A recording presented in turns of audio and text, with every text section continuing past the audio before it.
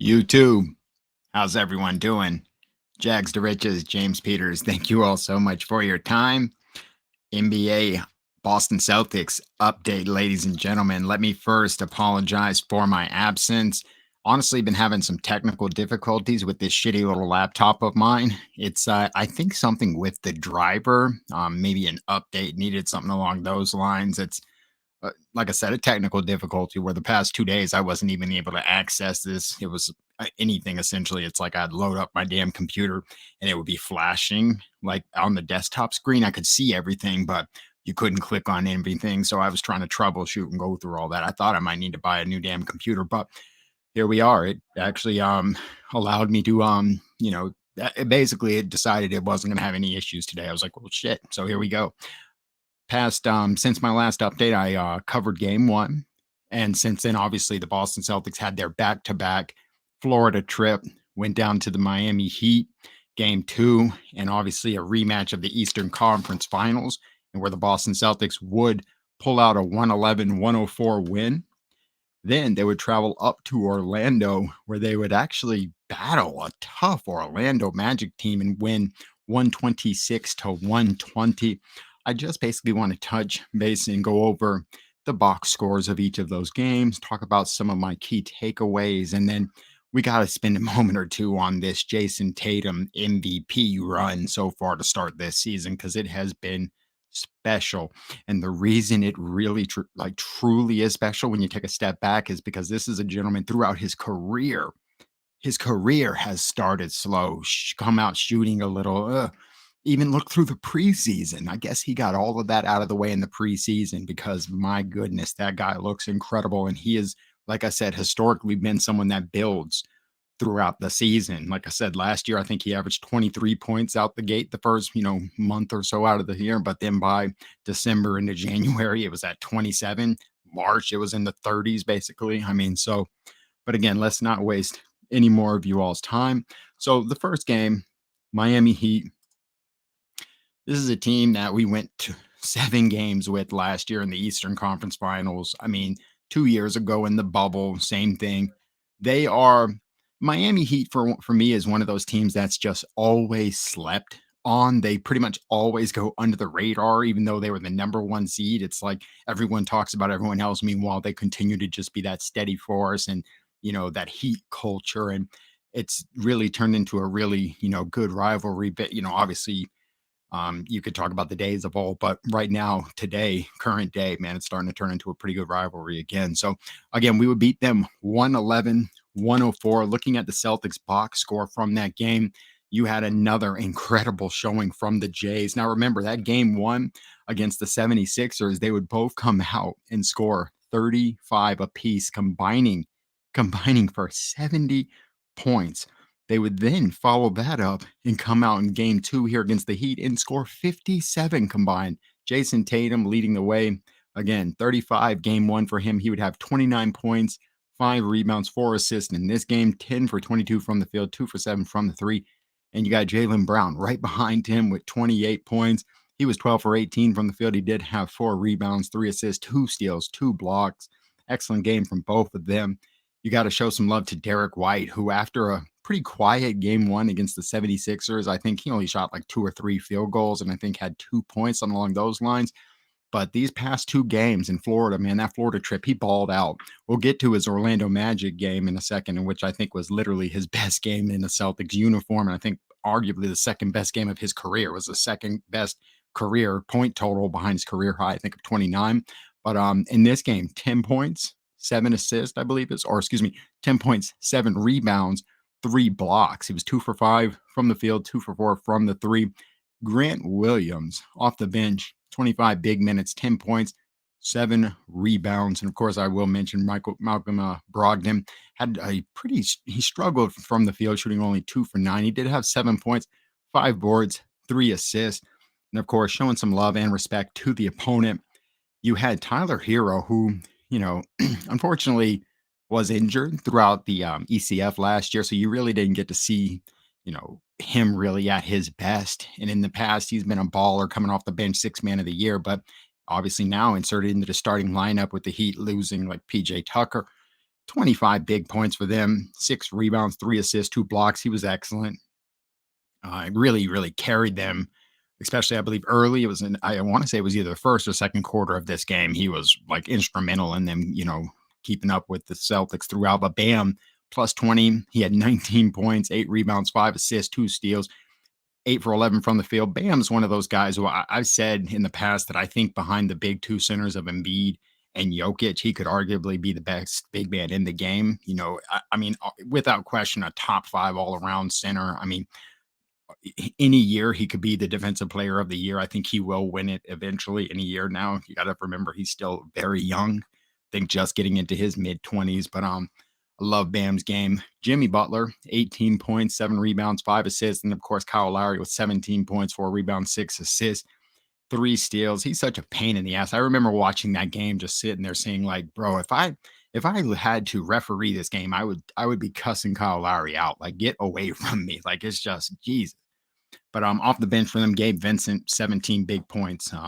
He also had some big defensive plays. Gabe Vincent, watch out for him. He actually had a really good year for them last year. And then, of course, Max Strus. That's why you really don't see too much of Duncan Robinson anymore. But I'm looking from a quarter by quarter breakdown quickly. After the first quarter, it was 30-22. Again, that was pretty much a Derek White and Bam quarter, if you want to say. The C's would finish that quarter on a 22-9 run. Going into the half, we actually had a 59-51 lead. Now, at that point, you would see Brown with 14 points already, Tatum with 11. Derek White had all 10 of his points in the first half, with Tyler Hero having 15 and Bam having 12. Now, in the third quarter, you would have the Celtics starting to gain a little bit of a lead, going up 77-89, heading to the fourth. That was behind Jason Tatum, who has started to carve out like big third quarters so far this season. He had 12 points, and there was actually a 20-6 run in the final 5 minutes to actually build that lead heading into the fourth. Now, Miami would, of course, claw back as they always do, and they actually would get the lead down to about 5 with, just under 4 minutes to go. And that's, remember, Jaylen Brown, foul trouble.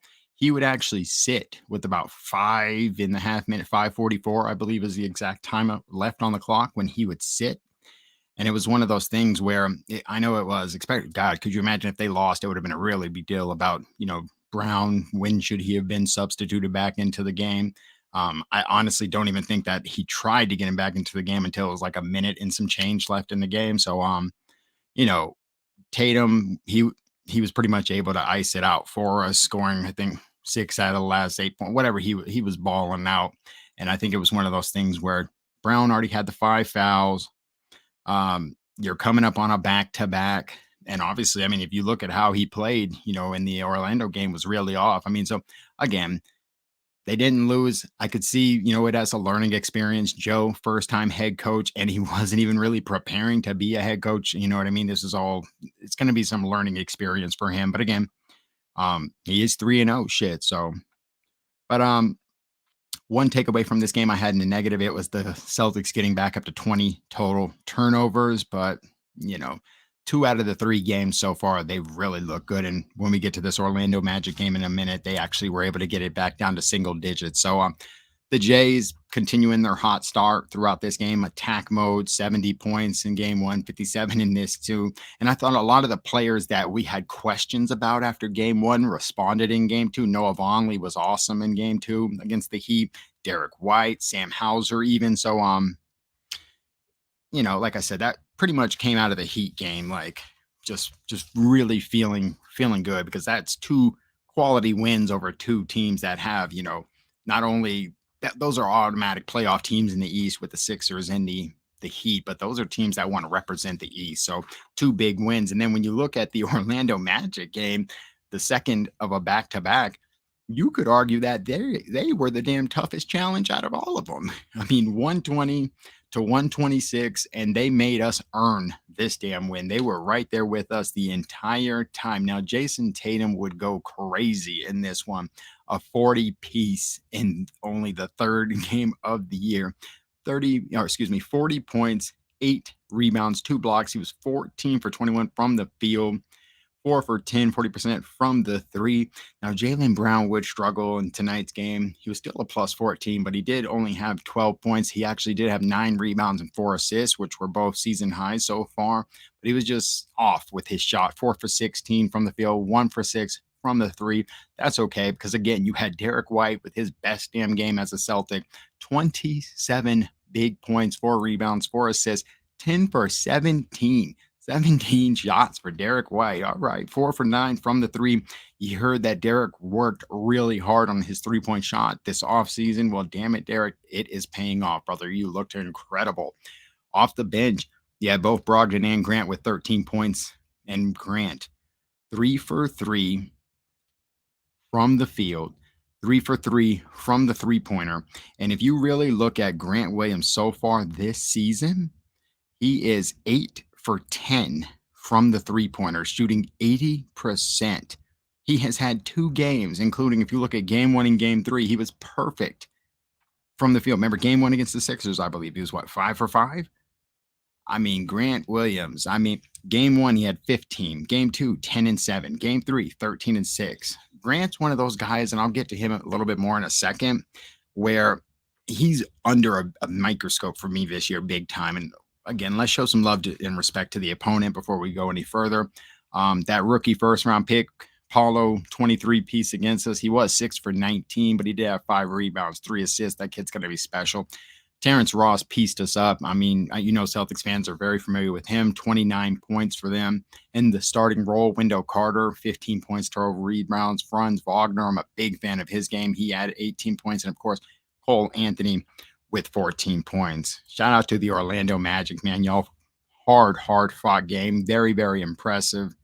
I just like the direction of that team, especially when you think of, Suggs is hurt, Fultz is hurt, Isaac. I mean, they've got several key injuries. And of course, obviously the Celtics, no Rob, Al Horford didn't play the back-to-back here. But again, for a young up-and-coming team, I like the direction the Orlando Magic. Obviously, I cheer for them. They're hour and a half down the street from me. So it's a team that I've gone and seen play multiple times. And when I was coming up, they had Tracy McGrady, and that was a big deal. And obviously then the Dwight Howard. So they had some really good run. But like I mentioned, first of a back-to-back. So very tough game, but it's a win, right? And that's what it's all about. Tough night for Jaylen Brown. But when you look at his season so far, you come out and game 1, a 35-point performance. Game 2, 28. I mean, for him to at least still have the 9 boards, the 4 assists, if you're not shooting, if you're not, contributing on the points, as long as you're filling out the stats in the other way, that is what a star does. And that's how you still help your team contribute to winning. Now, Jason Tatum with a record-breaking night. I believe it is through 3 games now for the Boston Celtics. He scored 104 points, which is a record-breaking performance. It was previously Larry Bird at 96 points through 3 games. Jason Tatum, I mean, so far he's averaging just under 35 points, 8.5 rebounds, and 3 assists while shooting 59% from the field on the season.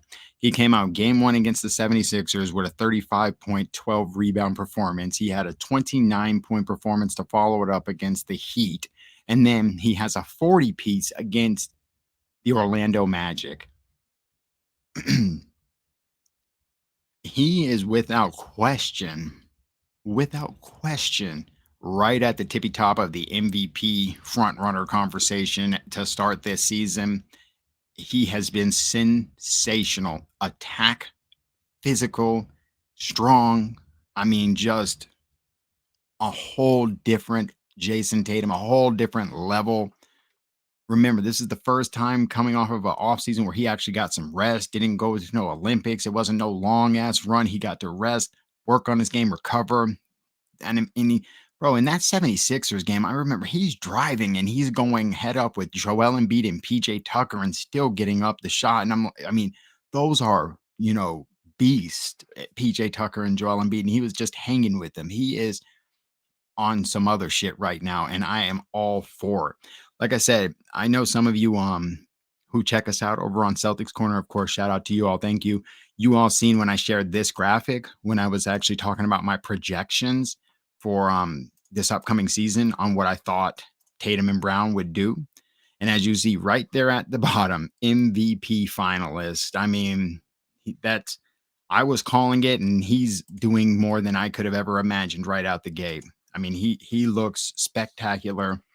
And as I've mentioned, he's somebody that continues to build throughout the season. So some regression is, of course. I mean, if he averages, he's not going to average 35 points, but I mean, still, I mean, I've always thought that Tatum would be the one to beat Larry Bird and set the record for most points per game in a single season for the Boston Celtics. Please correct me if I'm wrong. I think it's 29.9 or something along those lines with Larry Bird. So could Jason Tatum break the record?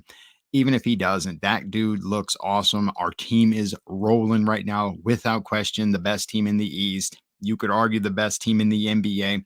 Very small sample size still, but we've got some more challenges coming up. We got 2 games with the Bulls, 2 games with the Cavs coming up here, like 4 out of the next 5 games. We play each of those teams twice. Um, so again, just continue with this hot start, and then eventually it'll be undeniable. And the fact that they did this without Al Horford, and Al's kind of had a slow start. And again, no Rob Williams. You'll be getting him back at the midpoint. But I want to spend a second on Grant Williams. And like I mentioned, he's somebody that I really do have under a microscope. And that's based on the fact that, and I was going to probably do a separate video about this. There is rumor and there's word that his whole contract, because remember, I stated that I was completely fine with him signing or not signing. I was cool with him coming back and just proving it again. I thought that he would be in the Brandon Clark, 4 for 52, type contract. But supposedly, I was listening to Brian Robb and Chris Forsberg. Brian Robb, I guess, did an interview with him or spoke to him, and essentially when he threw out those contracts, hey, this guy signed for this guy signed for that. He basically got the impression from Grant that no, that's not me. Like he believes he is beyond those. And remember, I mentioned that I said, I can't imagine the Celtics didn't offer him 13 million already at least. So the fact that he didn't sign for that, it makes me think, what the hell is he wanting? Then I'm thinking you got Keldon Johnson who signed a 4-year 80 million. So it's like, is that what Grant is thinking? Like, it's just it gets me kind of worried if Grant is like kind of throwing his nose up to the 4-year 52 range and thinking that he's far beyond that shit. But so far, I mean, to start this season, he's averaging just under 13 points, 5 rebounds while shooting 80% from three. So, hey, Grant, keep doing your thing, brother, and you'll get all the money in the world, man. But Derek White, hot start. Jason Tatum, incredible MVP front runner for me. Noah Vonleh got the start with Al Horford being out. I thought against the Heat, he looked great. He's going to be our number 3 big. And I think so far we've seen enough flashes from him where you've got him, Cornette, Blake, once Al and Rob are healthy, that I feel fine with this team moving forward when it comes to the front court. And again, after that 20 turnover performance against the Heat, they were able to get it down to 8 against the Magic. That's an incredible turnaround right there. That's where we want to be. I think the Boston Celtics, 2 out of these 3 games, have shot over 40% from the 3. Again, this team is clicking right now. And even some of the players that are struggling, Marcus Smart averaging only 9 points. He is at 6 assists, but his shooting is absolutely god awful. 32% from the field, 12% from the 3. And when you've got Derek White playing at such a high level right now, averaging 13, 5, and 3, while shooting 50% from 3, it's like, oh shit. And you got obviously Brogdon, who's a stud. He's averaging 12 points, 4 assists. He had a 16-point performance, a 13-point performance. My point is, when you have all those guys and Grant Williams all playing as good as they have been, I mean, you kind of see where I'm going with it. I'm not going to shit on Marcus Smart. Again, guys, this is a very small sample size. Only been 3 games. This could go in several different directions, right? Do I expect Jaylen Brown to continue to perform like he did against the Orlando Magic? Hell no. Do I think Jason Tatum's going to keep averaging 35? No. Do I think Smart will start shooting the ball better? Yeah. So, I mean, like, again, only 3 games, but to come out beating both the Sixers and the Heat, I will take it. And hey, 3-0. There's really not too much to complain about. But We do have a big game coming up tonight against the Chicago Bulls. They do not have Lonzo Ball, but Zach LaVine is back. So, obviously that is a very talented team with LaVine, DeMar and Vucevic. So make sure you check us out over at Celtics Corner for the pregame show. Again, I apologize. I know the damn season moves so damn fast once it gets going. There's games like every other day. So you got to try to get these videos out. So again, forgive me for the technical difficulties, but I hope you all have an excellent rest of your week.